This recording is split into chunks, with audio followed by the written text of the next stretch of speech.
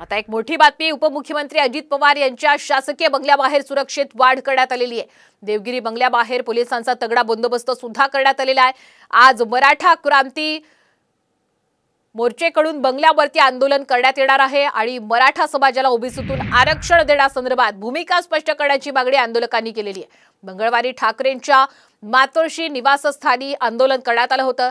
आंदोलनामध्ये भाजपचे कार्यकर्ते सामील झाल्यामुळे विरोधकांनी टीकास्त्र डागलं होतं। आणि साम टीव्हीवर आपण ही एक्सक्लुझिव्ह दृश्य पाहतोय। अजित पवार यांच्या देवगिरी बंगल्याबाहेर सुरक्षा व्यवस्थेत आता वाढ करण्यात आलेली आहे। अधिकचे अपडेट घेण्यासाठी जाऊयात आमचे प्रतिनिधी सचिन गाड यांच्याकडे। सचिन, सध्याची काय परिस्थिती आहे?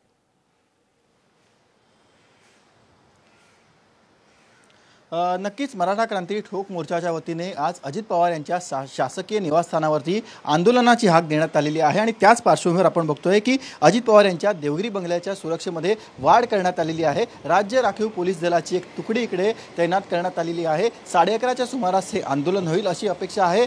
काल आपण बघितलं की मराठा क्रांती ठोक मोर्चाच्या वतीने मातोश्रीवरती आंदोलन करण्यात आलं होतं। यावेळी कार्यकर्त्यांनी ठाकरे गटाच्या विरोधात घोषणाबाजी केली होती। मराठा समाजाला ओबीसी आरक्षण या संदर्भात राजकीय पक्षांची नेमकी भूमिका काय हे त्यांनी स्पष्ट करावं, यासाठी मराठा क्रांती ठोक मोर्चाच्या वतीने सगळ्याच राजकीय नेत्यांच्या घरावरती आंदोलनं केली जात आहेत। काल मातोश्रीवर त्यांनी आंदोलन केलं आणि आज अजित पवार यांच्या शासकीय निवासस्थानावरती आंदोलनाची हाक दिली आहे आणि त्याच पार्श्वभूमीवर आपण बघतोय की पोलीस सुरक्षेमध्ये कमालीची वाढ करण्यात आली।